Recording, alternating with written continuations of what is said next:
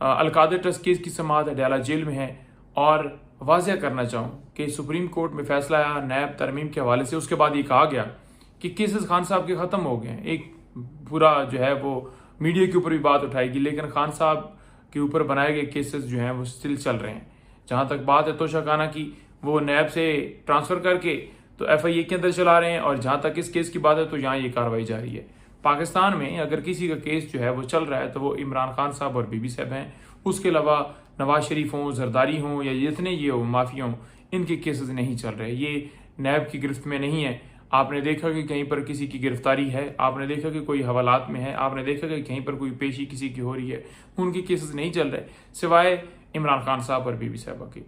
तो Al-Qadir trust case में जब बरीद की दरख्वास्त के ऊपर समाअत थी तो हमने जब मुख्तलिफ पॉइंट्स उठाए तो जज साहब ने कहा कि आप अपील में जाइएगा, यानी वो पहले ही कह रहे हैं कि आपको सजा होगी और फिर आपने डेफिनेटली अपील करनी है। तो जज साहब पहले ही अपना माइंड डिस्क्लोज कर चुके हैं, तो हमें किसी सूरत इस जज के ऊपर एतमाद नहीं है।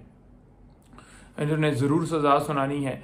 और दूसरे नंबर पर बात यह है कि आज जाएंगे हाई कोर्ट में, एक उन्होंने कहा है कि फाइनल इसके ऊपर जो है वो जजमेंट नहीं देनी, तो लिहाजा अब जो है समाअत अभी भी चल रही है और जल्दी से जल्दी तो कार्रवाइयाँ डे टू डे चल रही हैं। कल भी समाअत थी तोशा खाना केस की, आज अलकादर की, हर रोज़ समाअत चल रही है। कहीं पर हर रोज़ समाअतें नहीं चल रही। बस मकसद क्या है कि जल्दी से जल्दी सजाएं दो, अंदर रहें बाहर ना आ सकें, और फिर नए केसेस बनाए, फिर सजाएं दें, फिर अंदर रहें, फिर बाहर ना आ सकें।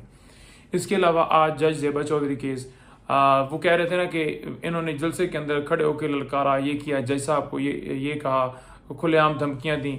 वो धमकी केस अभी भी चल रहा है। हालांकि खान साहब ने जाकर वहाँ उस अदालत के अंदर माजरत भी की थी, और दूसरी तरफ देख लें कि मरियम खुलेआम धमकियां देती है, उसके खिलाफ कोई कार्रवाई नहीं है। सुप्रीम कोर्ट के जजेस को ललकारती है, उसके जितने तर्जुमान है ललकारते हैं, कोई कार्रवाई नहीं। अच्छा, इसके साथ जो पंजाब इलेक्शन ट्राइब्यूनल केस, वो भी आज सुप्रीम कोर्ट के अंदर, उसकी भी समाअत है। ये बड़ा अहम केस है, तो इसमें आज समाअत है। अब देखते हैं कि मामला किस तरफ जाता है। जो भी फिर समाअत होगी फिर आपके सामने अहवाल रखा जाएगा। इसके अलावा आज इस्लामाबाद हाई कोर्ट में जो मिलिट्री ट्रायल, जो मिलिट्री कस्टडी देने के हवाले से मुख्तलिफ प्रेस कॉन्फ्रेंस की गई, और हमने उस बात को उठाया कि सिविलियन का मिलिट्री ट्रायल नहीं हो सकता खान साहब की कस्टडी के हवाले से।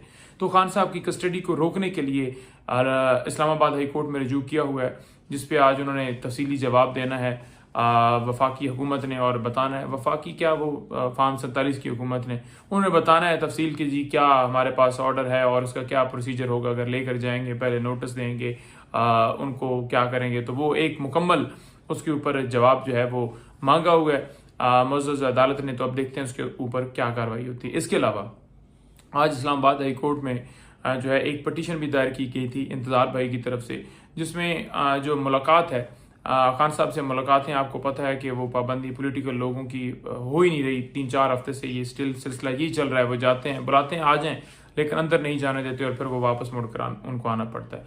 तो वो मामला भी स्टिल जो है इस वक्त पेंडिंग है और इस्लामाबाद हाई कोर्ट में है। देखिए, उनका हक है कि लोग उनसे मिलें। एक सियासी जमात के, सबसे बड़ी पॉलिटिकल जमात के वो सरबराह हैं और उनका ये हक है, लेकिन आपको पता है कि ये सिलसिला जो है, ये कार्रवाइयाँ ये जारी हैं सिर्फ और सिर्फ विक्टिमाइजेशन के किसी तरह से उनको तोड़ा जा सके। तो ये आज के केसेस की ओवरऑल तफसीलात हैं। मुख्तलिफ केसेस जो मुख्तलिफ कोर्ट्स के अंदर लगे हुए हैं।